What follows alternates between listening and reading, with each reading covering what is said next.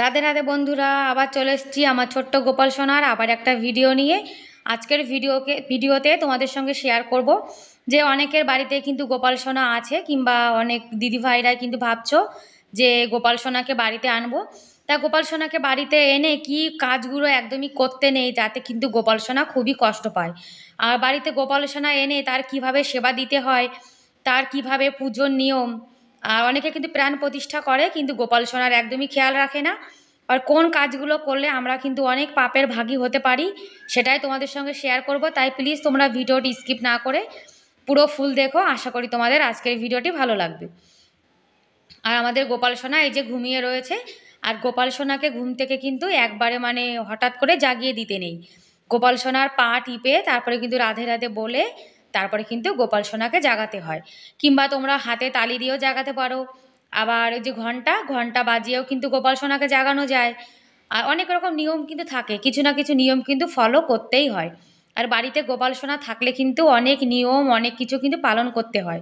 সব সময় কিন্তু পবিত্র অবস্থায় কিন্তু গোপাল সোনাকে ছুঁতে হয়। অপবিত্র অবস্থায় কিন্তু গোপাল সোনাকে একদমই ছুঁতে নেই, তাতে কিন্তু আরও পাপ হয়। আর গোপাল সোনা কিন্তু ভগবান কৃষ্ণের বালরূপ, যার জন্য আমাদের কিন্তু অনেক সাবধানে গোপাল সোনার খেয়াল রাখতে হবে।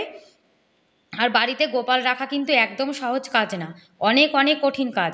অনেকে দেখবে শখের বশে কিন্তু গোপাল সোনাকে নিয়ে আসে, এনে কিন্তু অজান্তে অনেক কষ্ট দিয়ে ফেলে।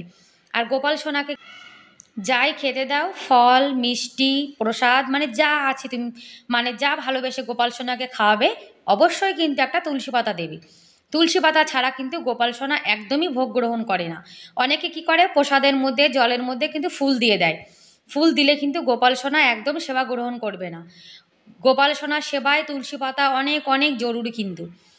তুমি যতই ভক্তি করো না কেন, তুলসী পাতা ছাড়া কিন্তু গোপাল সোনা একদমই ভোগ গ্রহণ করে না। তুলসী পাতা গোপাল সোনা খুবই প্রিয়। ভগবান কৃষ্ণের পুজোয় শুধু কিন্তু তুলসী পাতা লাগে, আর কোনো ভগবানকে কিন্তু তুলসী পাতা দিতে নেই। আর বিশেষ করে শিবজিকে তো তুলসী পাতা সিঁদুর এগুলো কিন্তু দিতে নেই। এদিকে আমাদের গোপাল সোনা দেখো স্নান করে রেডি হয়ে বসে রয়েছে। আর গোপাল সোনাকে কিন্তু অনেকে প্রাণ প্রতিষ্ঠা করে, কিন্তু একদমই তার সেবা টেবা কিছুই করে না, শুধু ঘরে এনে বসিয়ে রেখে দেয়। না পাখা চালিয়ে দেয়, গরমকাল হলে কিন্তু গোপাল সোনাকে পাখার নিচে রাখতে হয়, শীতকাল হলে কিন্তু সোয়েটার পরাতে হয়, রাত্রিরে লেপ কাঁথা যাই আছে সেগুলো কিন্তু গোপাল সোনাকে দিয়ে ঘুম পাড়াতে হয়।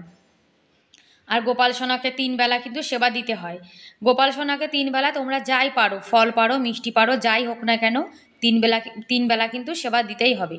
কেন, একটা বাচ্চাকে আমরা যেমনভাবে পরিচর্যা করি, গোপাল সোনাকে কিন্তু একেবারে সেইভাবে পরিচর্যা করতে হয়। গোপাল সোনাকে কিন্তু দুপুরের টাইমে একটু ঘুম পাড়াতে হয়, আবার রাত্রিরেও কিন্তু ঘুম পাড়াতে হয়। আর গোপাল সোনাকে দেখো এরকম কিন্তু মুখের সামনে ধরে বলতে হয়, গোপাল সোনা তুমি সেবা করে নাও।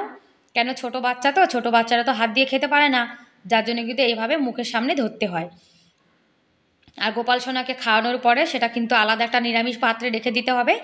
গোপাল সোনার খাওয়ানোর সেটা কিন্তু প্রসাদ হয়ে যায়, সেটা কিন্তু কখনো অপমান করতে নেই। গোপাল সোনার প্রসাদের অপমান করলে কিন্তু অনেক বড় পাপ হয়। আর গোপাল সোনা স্নান করা যে জলটা, সেটা কিন্তু চরণামৃত হয়ে যায়, সেটা কিন্তু তুলসী গাছে কিংবা একটু খেয়ে নিতে হয়, আর তুলসী গাছে ঢেলে দিতে হয়। ড্রেনে কিংবা রাস্তায় কোনো জায়গায় কিন্তু ফেলতে নেই, যে সেটা যদি পায়ে লাগে তাতে কিন্তু আমাদের অনেক বড় অপরাধ হয়ে যায়। গোপাল সোনাকে দেখো বসে রেখেছি। আর গোপাল সোনাকে কিন্তু কোথাও গেলে সঙ্গে করে নিয়ে যেতে হয়। যদি 1-2 ঘন্টার জন্য কোথাও যাও তাহলে কিন্তু বাড়িতে রেখে গেলে কিছুই হয় না, কিন্তু রাত্রেবেলায় কখনোই গোপাল সোনাকে একা একা রাখতে নেই। অনেকে শখের বশে গোপাল আনে আর গোপালে কিন্তু একদমই খেয়াল রাখে না, সেটা কিন্তু একদম করা উচিত না। আর বন্ধুরা, যদি ভিডিওটি ভালো লাগে তাহলে লাইক সাবস্ক্রাইব করে আমার চ্যানেলের পাশে থেকো, পারলে ভিডিওটি শেয়ারও করতে পারো, আর ভালো লাগলে কিন্তু কমেন্ট করে জানিও।